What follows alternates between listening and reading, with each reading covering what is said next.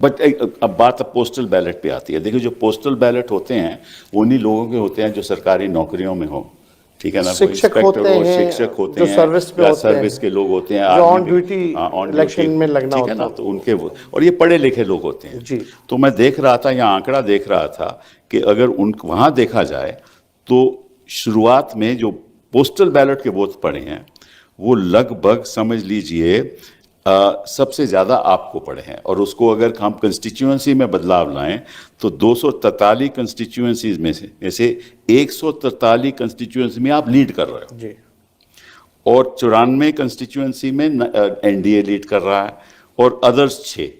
मतलब कि जो पढ़े लिखे लोग हैं वो बदलाव चाहते थे, ठीक है, और जो गरीब लोग हैं जो आपके साथ थे, ये नतीजा ये बतलाता है कि वो बदलाव नहीं चाहते थे। तो ये तो एक अद्भुत सी नहीं बात नहीं, है। मेरे ख्याल से बदलाव सब चाहते थे। अगर आप देखें तो ईवीएम बदलाव नहीं चाहता था, बैलेट बदलाव चाहता था।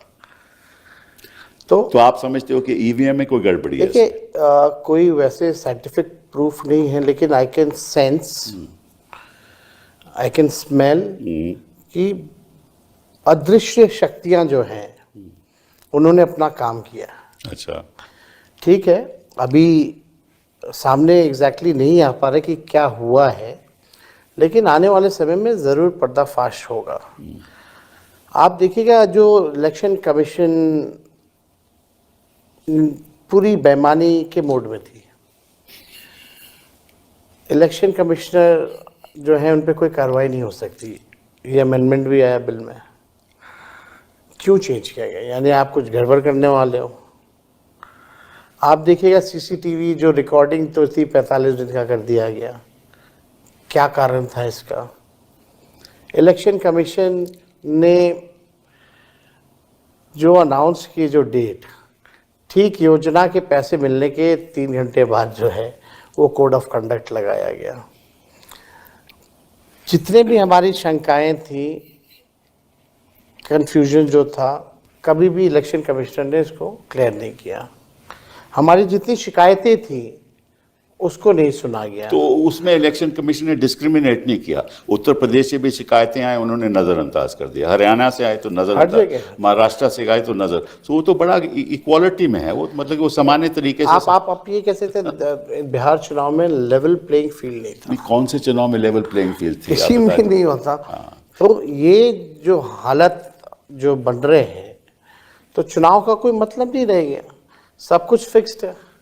चलिए, आपको मैं एक आंकड़ा जो मेरे पास है वो आपको बताता हूँ, आपकी राय भी चाहता हूँ मैं, कि अगर जब असेंबली का इलेक्शन होता है, उससे पहले पार्लियामेंट होता है, फिर असेंबली का इलेक्शन हुआ, तो उसमें जो वोटों का अंतर होता है, हाँ, वो लगभग 3 से 6% तक बढ़ता है जी। और ये मैं आपको उदाहरण दे रहा हूँ, जैसे कि हरियाणा में हुआ 24 में पार्लियामेंट का इलेक्शन हुआ, और फिर असेंबली का जब इलेक्शन हुआ तो जो वेट परसेंटेज जो बढ़ा वो केवल 6.2%, और झारखंड में भी वोट बढ़ा 3.5%, और महाराष्ट्र में बढ़ा 12.2%, और बिहार में बढ़ा 15.6%।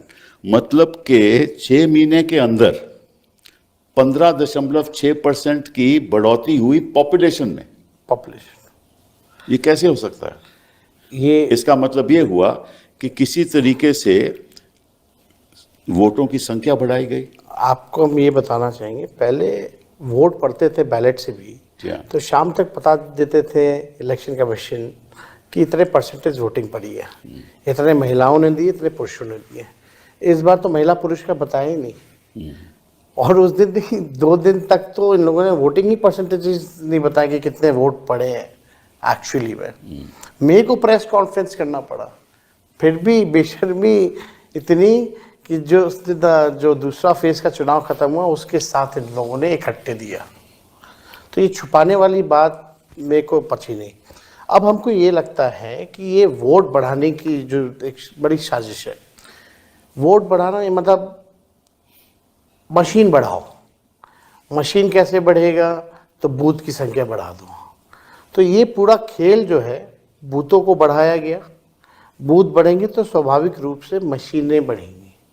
मशीनें बढ़ेंगी तो इनकी जो अभी तो हम कोई ऐसा एविडेंस नहीं ला सकते, but I can sense it कि कुछ गड़बड़ है, कि कुछ ना कुछ ये लोग करते हैं।